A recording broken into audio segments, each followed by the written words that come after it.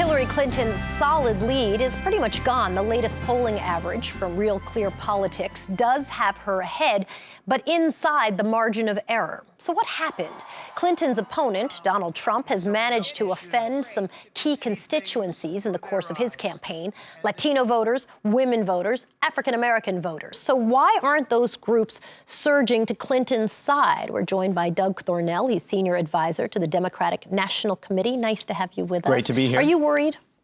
No. I mean, look, when you're on a campaign, you're always looking at different scenarios. But look, we knew this was going to be a close race.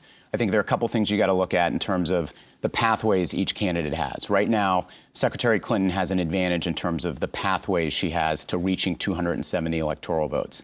If you start with the 16 states that are likely to go her way, she's at 191. There are 5 other states that Real Clear Politics and 538 give her about a 70 to 80% chance of winning. That pushes that number to 260 electoral votes.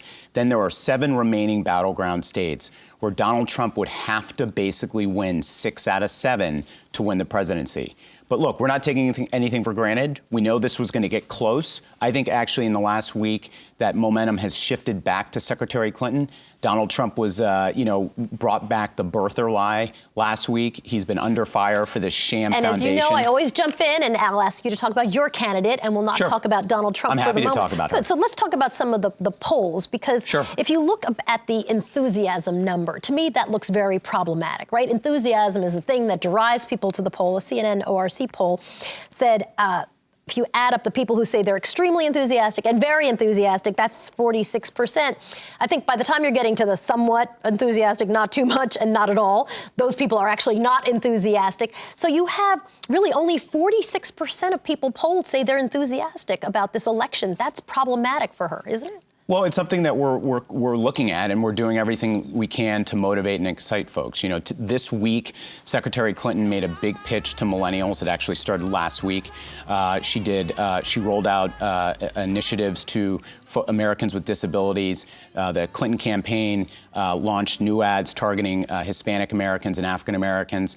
And we're obviously very focused on the ground. Both the DNC and HFA have very strong and robust ground campaigns. We understand. The white working class voter? I mean, are Democrats essentially sort of capitulating that to the Republicans? Absolutely not. I think Secretary Clinton has a plan that should be very appealing to all voters, but certainly for white working class voters. She has 29%. If you look at the ABC Washington Post poll, 29% of white working class voters overall to Donald Trump's 57%. If you look at women, where people would say, okay, well, at least she should be polling high in this group in women, that's 34% to Donald Trump's 51%.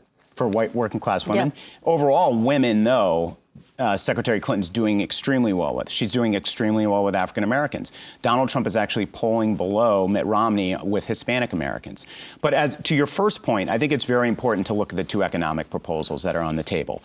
Secretary Clinton believes in raising wages. She believes in making sure that billionaires like Donald Trump pay their fair share. She believes in investing in infrastructure. She believes in making sure students aren't saddled with college debt. How do you deal with the criticism, and I think this is in some ways a little bit of a bipartisan criticism, that minority voters are being taken for granted by the Democratic Party?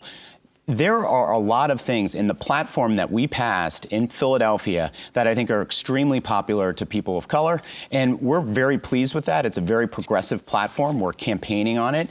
And at the end of the day, look, I think no one doubts that there's more work to be done in the next 47 days.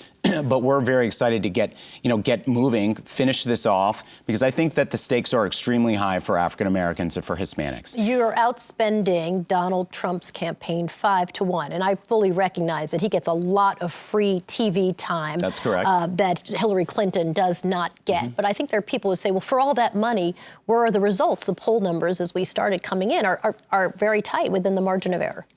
Very tight. But what I would say is I would go back to my argument about the pathways to victory. And right now, if you look at where Secretary Clinton is, if you look at where Democrats are in the pathways to electoral votes, we feel pretty good about that. I think that you're going to see that folks are going to decide that Secretary Clinton is the person who has the character, the temperament, that she's the person who should be trusted with the nuclear codes. And this race is going to be close, but look, she's got more pathways. We've got a better organization, and I feel pretty confident. You're absolutely right when you say it's going to be close, Doug Thornell. Nice to have you. Thanks so much. Really appreciate it.